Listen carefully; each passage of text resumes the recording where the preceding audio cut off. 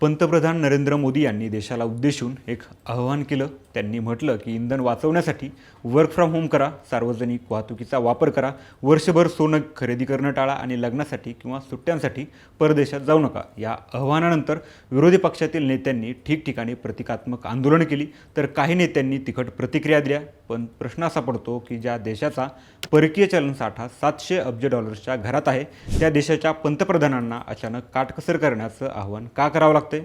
देश मोठ्या आर्थिक संकटाकडे जातोय का? जाणून घेऊया या व्हिडिओच्या माध्यमातून।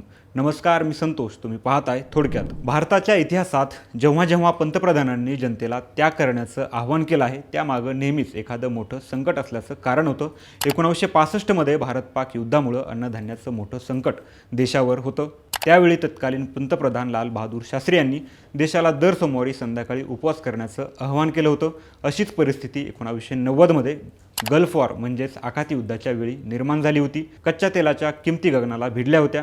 भारताचा पेट्रोलियम आयातीचा खर्च 2 अब्ज डॉलरवरून थेट 5.7 अब्ज डॉलरवर गेला होता। परिस्थिती इतकी भीषण होती की 1991 मध्ये PV नरसिंह राव पंतप्रधान झाले, तेव्हा भारत डिफॉल्टर म्हणजेच थकबाकीदार होण्याच्या उंबरठ्यावर होता।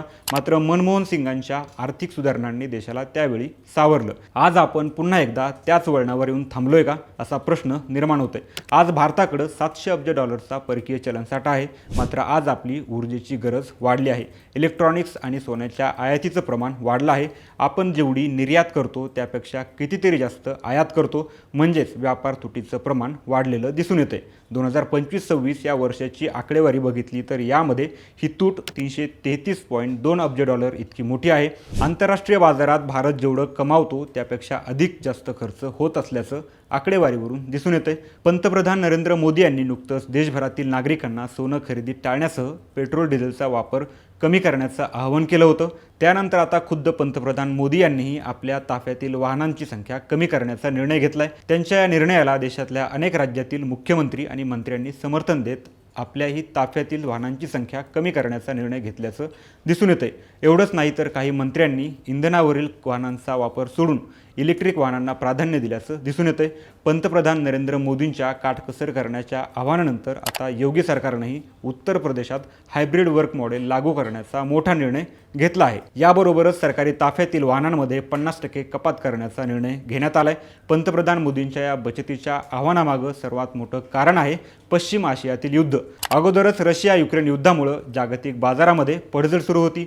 हे युद्ध संपतं की नाही, तोच मध्य पूर्वेत इस्रायल आणि अमेरिकेनं इराणवर हल्ला केला, तेव्हापासून परिस्थिती बदललेली आहे।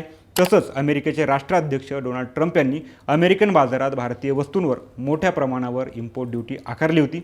यामुळं भारतीय वस्तूंच्या अमेरिकन बाजारात किमती वाढून भारताच्या निर्यातीला फटका बसला होता। त्यानंतर आता होर्मुझची सामुद्रधुनी, जिथून जगाला 20 ते 25% तेलाचा पुरवठा होतो, ती आता इराण अमेरिका युद्धामुळं धोक्यात आहे। सौदी अरामको या जगातील सर्वात मोठ्या तेल कंपनीनं इशारा देत असं म्हटलं आहे की ही सामुद्रधुनी बंद राहिली तर पेट्रोल आणि जेट इंधनाचा साठा कमी होऊ शकतो। या युद्धाचा थेट फटका आपल्या रुपयाला बसला आहे। युद्ध सुरू झाले तेव्हा रुपया 91 प्रति डॉलर होता, तो आता 95 प्रति डॉलरच्या वर गेलाय। रुपया घसरला की आपली आयात महाग होते आणि पर्यायानं देशात महागाई वाढते। भारताच्या चिंतेचं सर्वात मोठं कारण म्हणजे आपण आपल्या गरजेच्या 90% कच्चं तेल आयात करतो। फेब्रुवारीमध्ये $78 प्रति बॅरल असलेल्या तेलाच्या किमती इराणवरील हल्ल्यानंतर $126 पोहोचल्या होत्या। सध्या तेलाच्या किमती $105 ते $110 प्रति बॅरलच्या दरम्यान असल्या तरी भारताचा आयातीचा खर्च $176 अब्ज डॉलरवर जाण्याची शक्यता आहे। अमेरिकेच्या निर्बंधामुळे आपण रशियाकडून मिळणारे स्वस्त तेलही आता कमी प्रमाणात घेऊ शकत आहोत। त्यामुळं सरकारवर आणि तेल कंपन्यांवर प्रचंड आर्थिक ताण येत आहे। मोदींनी सोनं खरेदी आणि परदेश प्रवास करू नका असं म्हटलंय। याचं कारण गेल्या आर्थिक वर्षात भारतानं कच्च्या तेलावर 175 अब्ज डॉलर, इलेक्ट्रॉनिक्सवर 176 अब्ज डॉलर आणि सोन्यावर 74 अब्ज डॉलर खर्च केलाय। आपण जेव्हा सोनं खरेदी करतो किंवा परदेशात फिरायला जातो तेव्हा भारताचा परकीय चलनसाठाही बाहेर जातो। मार्च 2026च्या अखेरीस RBIच्या साठ्यात 17% वाटा सोन्याचा होता। जर नागरिकांनी सोनं खरेदी कमी केली तर तो पैसा देशात राहील आणि रुपयाला सावरण्यास मदत होईल। असंही म्हटलं जातंय की निवडणुका संपल्यामुळं आता सरकार वास्तववादी भूमिका घेत आहे। आतापर्यंत तेलाच्या वाढत्या किमतींचा भार सरकार आणि तेल कंपन्या सोसत होत्या, पण आता तो बोजा सर्वसामान्य ग्राहकांकडे सरकवण्याची वेळ आली आहे। म्हणजेच आगामी काळात पेट्रोल डिझेलच्या किमतीत मोठी वाढ होण्याची शक्यता नाकारता येत नाही। त्यामुळे पंतप्रधान मोदींचं आवाहन हे या दरवाढीसाठी नागरिकांची मानसिक तयारी करण्याचं आहे का असा प्रश्नही आता उपस्थित होतोय। आखाती देशात काम करणाऱ्या 90 लाख भारतीयांवरही परिणाम होत आहे। तिथं सुरू असलेल्या युद्धामुळे ते भारतात पाठवत असलेल्या म्हणजेच रेमिटन्सवर परिणाम होतोय।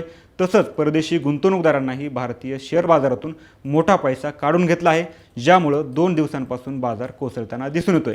भारताची निर्यात केवळ 0.6% वाढली तर आयात 19.2% वाढली आहे। ही तूट भरून काढण्यासाठी डॉलरची गरज आहे, जो या युद्धजन्य परिस्थितीमुळे कमी होत आहे। त्यामुळे पंतप्रधान मोदींच्या आव्हानामागे केवळ काटकसरीचा सल्ला नाही तर एका मोठ्या आर्थिक संकटाला अगोदरच सूचित केल्याचं दिसून येतंय। जागतिक अस्थिरता, वाढत्या तेलाच्या किमती आणि रुपयाची घसरण यामुळे भारतासाठी आवश्यक असणारा परकीय चलन साठा कमी होत आहे। 700 अब्ज डॉलरचा साठा असूनही आंतरराष्ट्रीय बाजारात अस्थिरता राहिली तर परिस्थिती अधिक गंभीर होऊ शकते। म्हणूनच वर्क फ्रॉम होम आणि सोन्याच्या खरेदीवर नियंत्रण ठेवण्याचा सल्ला पंतप्रधान मोदींनी दिलेला असल्याचं दिसून येतंय। मोदींनी केलेल्या आव्हानामागे इतर कोणती कारणं असतील, तुमचं मत कमेंटमध्ये नक्की सांगा आणि हा व्हिडिओ आवडला असेल तर लाईक करा, शेअर करा आणि अशाच महत्त्वाच्या माहितीसाठी थोडक्यातला सबस्क्राईब करा।